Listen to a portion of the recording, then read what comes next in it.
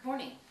Okay, welcome back to our modules on trauma and health. Today I'm going to actually talk to you, or in this session I'm going to talk to you about the relationship between metabolic syndrome, cardiovascular disease, emotional state, and what that relationship is for trauma survivors.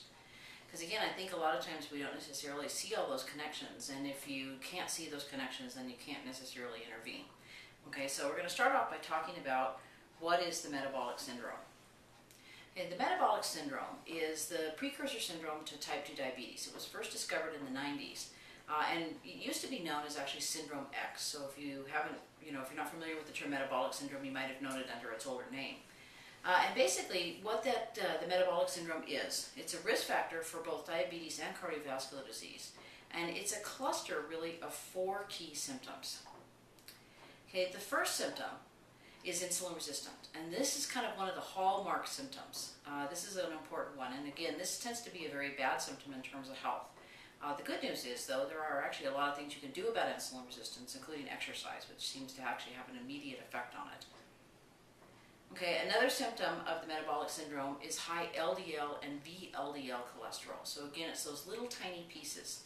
And those actually, again, when those are high, then you start really increasing the odds of having some kind of cardiovascular incident.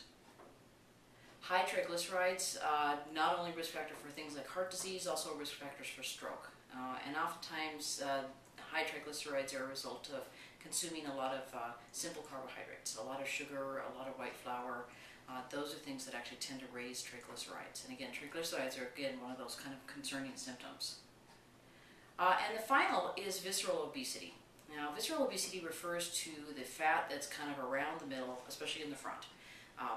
The other types of places where we're fat, legs, butt, even our backs, our arms, all of that is known as subcutaneous fat. And subcutaneous fat, a lot of times, although sometimes we don't necessarily like it, in terms of health, is actually really not as harmful as being heavy around the middle.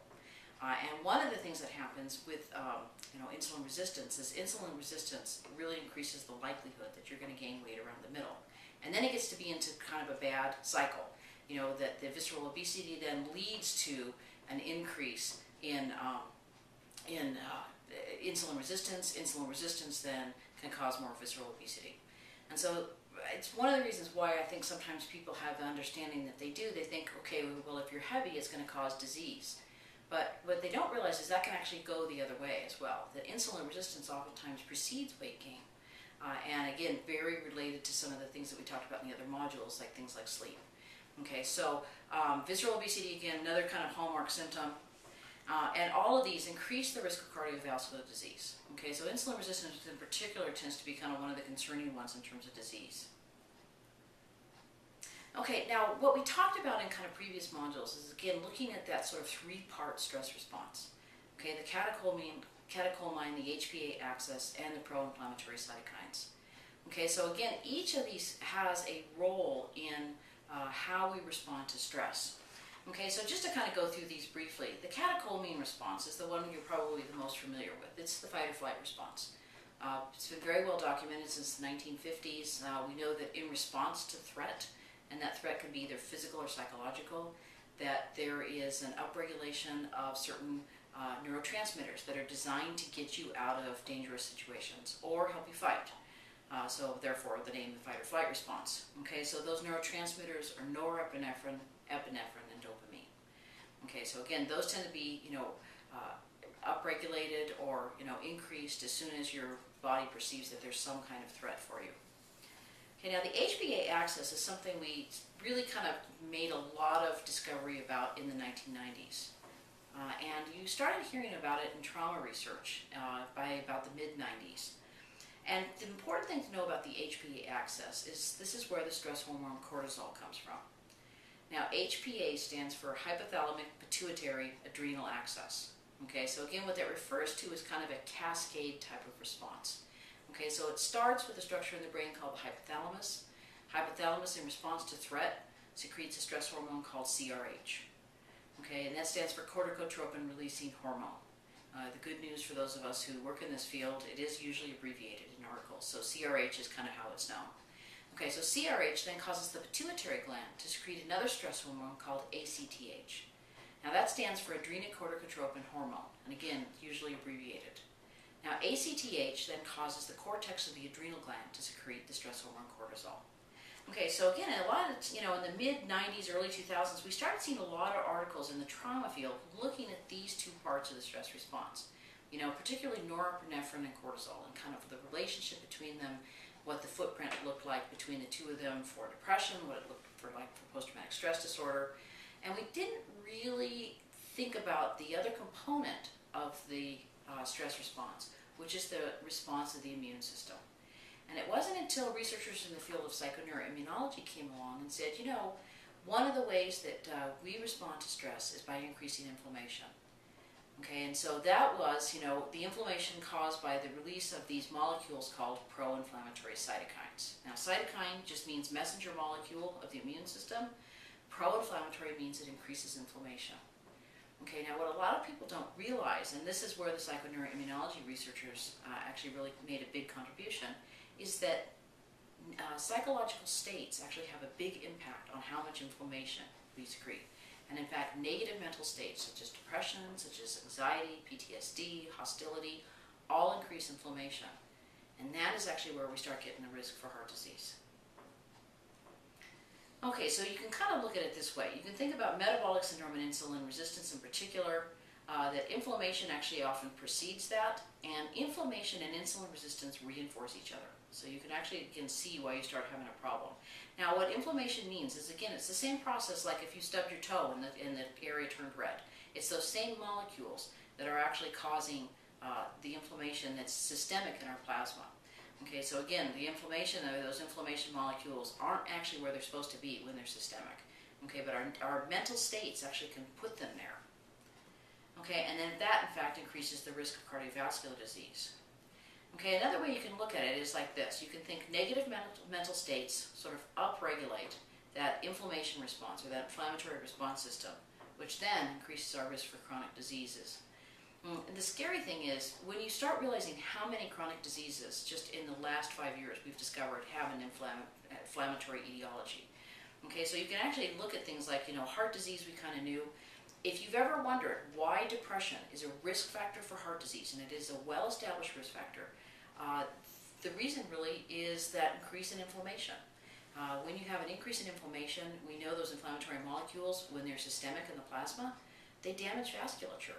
They cause clotting. They create all kinds of mischief. They're not supposed to be there, basically. Okay, so heart disease we know, and also heart attack. Also metabolic syndrome and diabetes. Again, we're really sort of understanding that inflammation link and things like diabetes. And also some of the neurodegenerative diseases such as MS and Alzheimer's. And so again, this, chronic inflammation. Now, a lot of times when you read articles about it in kind of popular press, they talk about things like, what you eat, or, even some kind of environmental factors, but they're not talking about things like what your negative mental state actually can do. And again, a persistent negative mental state. And so, again, we see that the persistent negative mental state upregulates that stress and inflammatory response system. And so the things that have been studied a lot have been depression, but also hostility. And again, these are really important to mention in trauma because, it's not just PTSD that causes the problems. It's some of these other sequelae, like hostility. Hostility is extremely common in trauma survivors. What hostility basically means is it's like how you interpret the world. If you expect people to be out to get you, you're going to have, that's somebody that tests high in hostility. And it upregulates that stress response. And think about that. That makes sense because if you have that worldview, you think people are out to get you.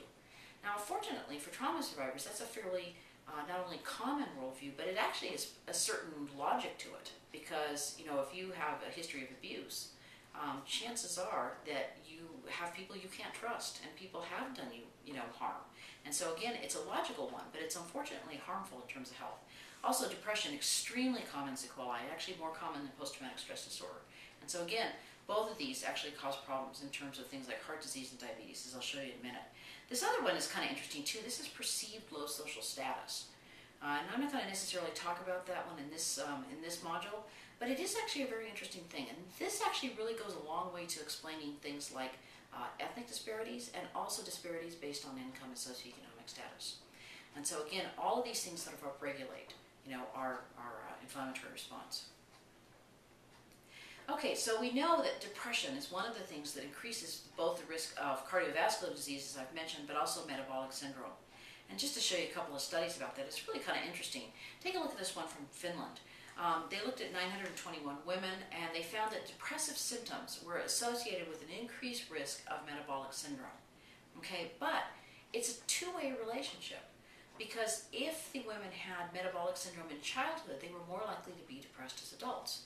And so again, a lot of times when we talk about metabolic syndrome, we're talking about diet, we're talking about exercise. We don't necessarily talk about mental state, but we should be. Okay, take a look at hostility. I think hostility is absolutely fascinating. Okay, we know hostility, metabolic syndrome, heart disease, on and on. This is actually from Tim Smith's research at the University of Utah. This is actually from a meta-analysis that he did, but talking about, like, first of all, people who are high in hostility, and you can measure that just with, standardized instruments, more prone to ischemia and constriction of coronary arteries when under stress. And again, think about that as a risk factor for heart disease. But also somebody who has trait hostility, meaning that they're kind of hostile kind of across situations, more prone to new coronary events, and if they already have coronary heart disease, they're more likely to have a progression or sped up. But what's scary is you start seeing this stuff showing up actually very early. Taking a look at this study looking at teenagers and finding, the teens that tested high in hostility at time 1, 3 years later, they were more likely to have symptoms of metabolic syndrome, even after you controlled for age, gender, and race. Which again is very interesting, because we do know that certain ethnic groups tend to have higher rates, and yet when you control for that, hostility actually has its own independent effect, even controlling for things like BMI, insulin resistance, and a lot of these other factors. This is another study that I think actually has some rather frightening implications. And again, it's one of the reasons why I think with trauma we have to be aware of the fact that hostility could be causing a lot of these health problems. And it's an important place to intervene, because this is one of those, changeable risk factors. You can actually, modify this. And so again, people can learn to look at the world differently. It's a prospective study. These are a sample. These men and women actually had no symptoms of diabetes at the start of the study. What was interesting too is they only found these effects for women. And again, I mentioned this in another module. We see these kind of consistent sex differences, and we can't honestly really explain them. But what's interesting is taking a look at the impact of both depression and hostility. You can see higher fasting insulin, higher glucose, and higher insulin resistance. So already before they're showing any signs of diabetes, you already got these symptoms popping up. Okay, and independent of the BMI. Okay, now this last study, I just want to take a couple minutes and kind of explain it, because again, I think that this was a really important study, because I think that this is, again, very interesting in terms of how they kind of did the research, but also it shows you a lot about the mechanisms. Okay, now what they did is they, in this particular study, they looked at the impact of marital hostility, and they looked at increased inflammation and also its relationship to wound healing. Okay, so now this is what they did. Now, just to kind of give you a little bit of background, this is actually out of the lab at Ohio State. Jan Kegel-Glaser and Ron Glaser and their colleagues have done a series of really interesting studies. Now, they looked at a whole series of studies looking at the impact of stress on wound healing. And they did that with a group of medical students. Now, you might wonder, okay, well, how did they study that? Well, here's the interesting thing. They actually wounded them. They brought these medical students into the lab, and you actually can't honestly imagine somebody signing up to be in that study, but nevertheless, they had these medical students who were willing to do it. And what they did is they actually did these punch biopsies, and they measured how long it took for those to heal. Now, they did it at 2 separate times. One time when everybody's nice and relaxed over the summer vacation, and another time right before a major, exam. That was one of those kind of pivotal ones that determines whether you get to stay in medical school. Anyway, so obviously very high stress time. Significantly slowed wound healing with the high stress time. Okay, and again, the question is really why? Okay, so that's actually where this study comes along. Now, in this particular study, they also looked at wound healing, but they didn't do punch biopsies this time. They actually burned them, which again, it's amazing that people sign up to be in these studies. But this actually tells you a lot about what they did. Okay, so again, paper and pencil measure of hostility. They found that the high hostile couples had a 60% slower rate of wound healing. Okay, that's just amazing. One, psychological construct, and it could slow wound healing by that much. But this was the study that kind of told us why. Because as I mentioned before, they actually, because they burned people, and again, it wasn't a big burn, it was a little burn, but it raised a little blister. And what they were able to do is go in there and then draw out some of the fluid in the blister and look at the cytokines. Okay, now, I didn't mention this before, but cytokines actually have two really important functions. They fight infection and they heal wounds. Okay, so again, that's one of the reasons why it's part of the survival response, because if your body thinks that you might be injured, it makes sense that it's going to rally these troops. Okay, so you need those cytokines in order to heal. But if you are high in hostility, they are systemic in the plasma. They are not at the wound site. Okay, so that's what was happening when they drew out that fluid at the high hostile couple, very low levels of cytokines. Okay, now what's interesting too is another study from this lab showed that one of the things that helps with that is exercise. Exercise helps with wound healing. Why? Because it takes those cytokines out of the plasma and puts them back at the wound where they're supposed to be. So again, very, very, I think, a kind of key study. Okay, one other one I just want to mention is this one I thought was kind of interesting too, and it kind of shows how women are really kind of vulnerable to relationship stress. This was actually looking at unsatisfying marriages, and oftentimes you see this in trauma survivors too. Without kind of intervention, oftentimes you find that overall satisfaction with relationships tends to be lower. And so again, thinking about this is going to be a group that's going to be vulnerable to this, but looking over a 13-year study and take a look at this. You don't necessarily think of relationship type being related to, like blood lipids, but it was. Related to low HDL cholesterol, high triglycerides, but also a higher BMI, high blood pressure, high depression, and high levels of anger. So again, very clear health implications there. Okay, so that actually just kind of concludes our discussion of some of the risk factors that go involved in, that are involved in, increasing risk of cardiovascular disease, metabolic syndrome, and diabetes, particularly for trauma survivors. And it gives you a little bit of a background about that. Now, if you'd like to know more, I'd actually encourage you to take a look at my website, particularly the Epity Science Chick site. That's the one where I actually have a lot of my research on secondary immunology and a lot of other people's papers as well. So I would encourage you to take a look, and I will see you next time. Thank you.